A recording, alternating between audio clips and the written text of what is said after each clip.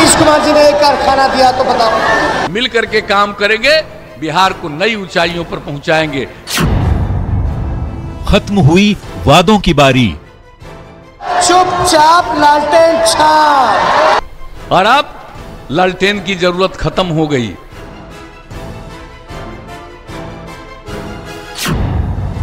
अब है जनता की बारी।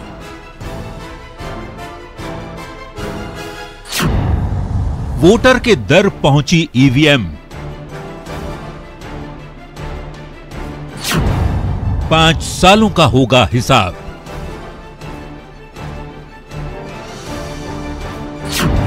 पहले चरण में लग चुकी मुहर।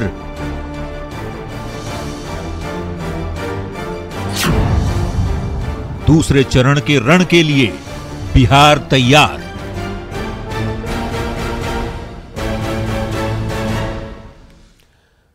नमस्कार, बुलेटिन में आप सबका स्वागत है। मैं हूं आप सबके साथ अनूप।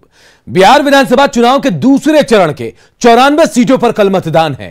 इसमें 1464 उम्मीदवारों की किस्मत दांव पर लगी है। इसमें तेजस्वी, तेज प्रताप सहित कई दिग्गज भी हैं। युवराज अब जंगल राज के युवराज से आकर के मिल गया। इस बार जनता उनको रिटायर करने जा रही है। जो उत्तर प्रदेश में डबल युवराज का हुआ, वो ही बिहार में डबल युवराज और स्पेशली जंगल राज के युवराज का होने वाला है। दूसरे चरण के लिए बिहार तैयार। इतने दिनों से, इतने सालों से नौकरियां रिक्त क्यों पड़ी हुई हैं? बहुत लोगों को सेवा से कोई मतलब नहीं है, मेवा से मतलब रहता है, इसलिए जरा सचेत रहिएगा। दूसरे चरण में नेताओं का दम, वादों दावों का दौर और तीखी बयानबाजी खूब हुई। अब बारी जनता की है। जनता ने सबको सुना, सबको परखा और सबको तौल लिया है। अब वोट की चोट से बिहार का उज्जवल भविष्य गढ़ने की बारी है। बिहार विधानसभा चुनाव के दूसरे चरण में 17 जिलों की 94 सीटों पर मतदान है। दूसरे चरण में 1464 उम्मीदवार मैदान में हैं, जिनकी किस्मत का फैसला मतदाता करेंगे। दूसरे चरण में जिन 94 सीटों पर चुनाव है, उन सीटों पर 2015 के चुनाव परिणाम की बात करें तो सबसे ज्यादा 33 पर आरजेडी और 30 पर जेडीयू को जीत मिली थी। बीजेपी को 20 और कांग्रेस के खाते में 7 सीटें आई थी। एलजेपी को 2 तो एक सीट पर माले और निर्दलीय को जीत मिली थी। हालांकि 2020 की राजनीतिक तस्वीर 2015 से एकदम अलग है। 2015 में आरजेडी, जेडीयू और कांग्रेस एक साथ महागठबंधन में थे। तब 70 सीटों पर महागठबंधन, जबकि एलजेपी सहित 22 पर एनडीए को कामयाबी मिली थी। अब महागठबंधन के बिखरने के बाद ये समीकरण बदल गया है। जेडीयू महागठबंधन की बजाय एनडीए में है, जबकि एलजेपी ने एनडीए से अलग राह पकड़ ली है।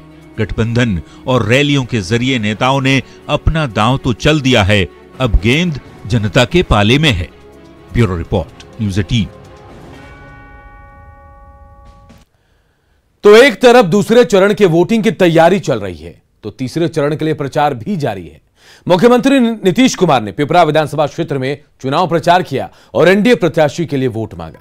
नीतीश कुमार ने यहां कुसहा त्रासदी की चर्चा करते हुए कहा कि बिहार को आपदा से बचाने के लिए सरकार ने काफी काम किया। अब कोसी के इलाके में ऐसी त्रासदी नहीं आती है। क्या हालत था पहले भाई, विकास से लेना देना लोगों को नहीं था, कोई मतलब नहीं था, कितनी कठिनाई लोगों को थी। और हम लोगों को जब आप लोगों ने मौका दिया तो हर क्षेत्र में हम लोगों ने काम किया। और आप सब लोगों को एक एक चीज के बारे में जानकारी मुझे बतलाने की जरूरत नहीं। और आप जान लीजिए, आपदा प्रबंधन के लिए भी जो हम लोगों ने काम किया, पहले लोग कुछ जानते ही नहीं थे कि आपदा क्या है, आपदा प्रबंधन क्या है।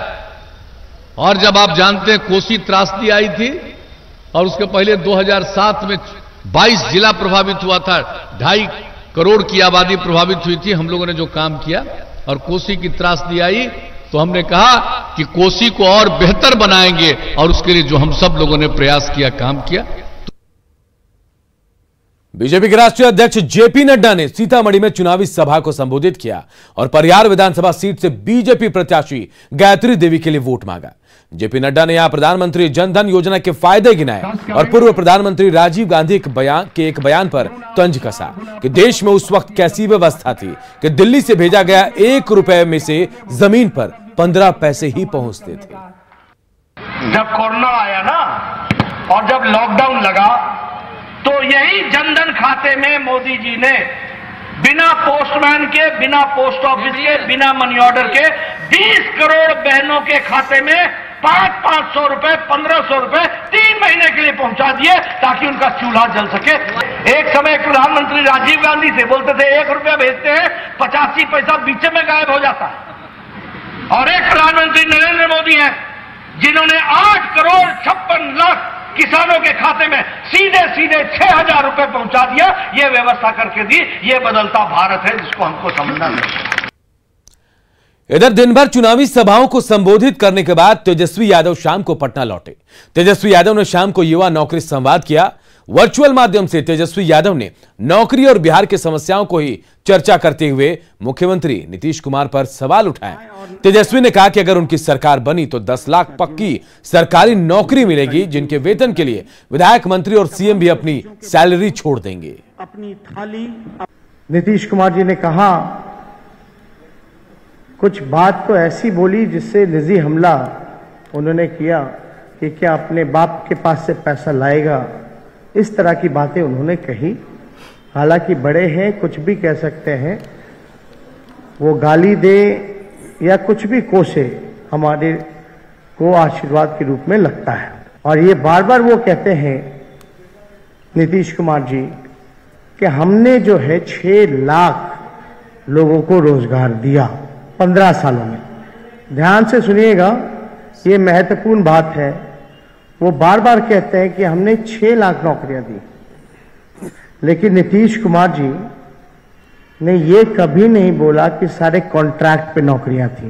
तो अगर हमारी सरकार बनेगी तो मुख्यमंत्री, मंत्री या विधायकों का सैलरी भी अगर लेना पड़े तो हम लोग जो है उस सैलरी को हम लोग लेकर के नौकरी करने वाले जितने हमारे लोग हैं उनको देने का काम करेंगे। और मुख्यमंत्री, मंत्री, विधायकों को सैलरी नहीं मिलेगी। बिहार में युवाओं को लेकर सियासत तेज है। सूचना एवं जनसंपर्क मंत्री नीरज कुमार ने कहा कि युवाओं के नेतृत्व का एजेंडा सेट करने वाले ये बताएं कि वो क्यों नहीं पढ़ पाए। नीरज कुमार ने कहा, आरजेडी के शासनकाल में बिहार शिक्षा के मामले में फिसड्डी था, जबकि पिछले 15 सालों में मेडिकल और इंजीनियरिंग कॉलेज खुल रहे हैं। क्योंकि समाज के गरीब तबके के लोग जो जीवन की चुनौतियों से जूझते हैं, उनके लिए तो 2 जीवन की रोटी और शिक्षा एक महत्वपूर्ण चुनौती होती है। लेकिन सोना का चम्मच लेकर जन्म लेने वाले दागी युवराज, आपको पढ़ने की दिक्कत नहीं थी, साधन की दिक्कत नहीं थी। आपके घर में 2 पूर्व मुख्यमंत्री थे, आप पढ़ क्यों नहीं पाए? क्या आपके मां बाप ने आपको मना किया? दुनिया में कौन ऐसा मां बाप होगा जो अपने मां और पिता होंगे जो अपने बेटा और बेटी को कहेगा कि नहीं, बुनियादी शिक्षा हम नहीं देंगे? और युवाओं के नेतृत्व की बात करते हैं। और एक बड़ी खबर इस वक्त आ रही है, बीजेपी विधायक पर हमला हुआ है। जी हां, ये बड़ी खबर, बीजेपी विधायक पर हमला हुआ है। गोपालगंज में विधायक मिथिलेश तिवारी पर हमला हुआ है।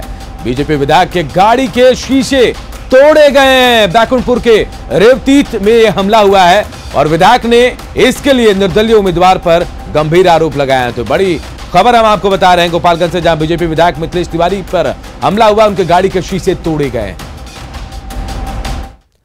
कुछ और खबरें, लेकिन एक छोटे से ब्रेक के बाद जल्द लौटते हैं।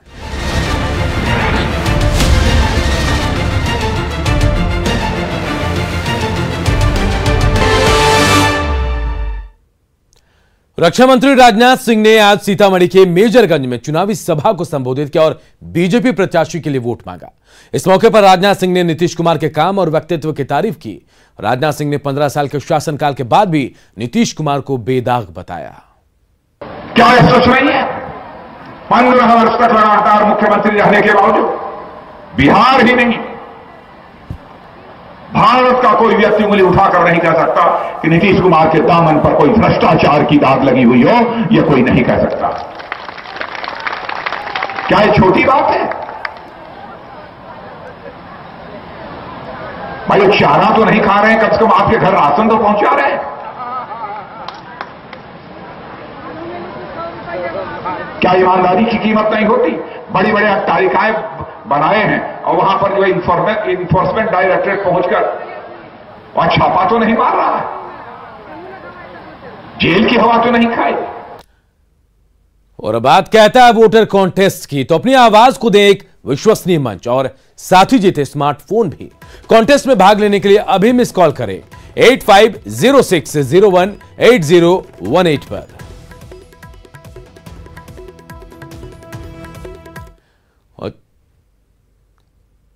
तो देखिए, कहता है वोटर कॉन्टेस्ट पर आप भाग ले सकते हैं और जो हमने आपको नंबर दिखाया है उस नंबर पर आप मिस कॉल कर सके, अपनी आवाज को एक विश्वसनीय मंच दे सकते हैं और स्मार्टफोन भी आप जीत सकते हैं। बस आपको करना क्या है, एक मिस कॉल करना है। किस नंबर पर? 8506018018 पर अभी आप मिस कॉल करें। मेरा नाम दीपक कुमार यादव हुआ, मैं पंडारक गांव से हूं, मोकामा विधानसभा से हूं। मेरा मोकामा विधानसभा की समस्या यही है कि रोड की समस्या बहुत ज़्यादा हालत बेहालत है, रोड की समस्या बहुत खराब है। इस बुलेटिन में इतना ही, लेकिन खबरें लगातार जारी है। देखते रहिए न्यूज़ 18 बिहार झारखंड।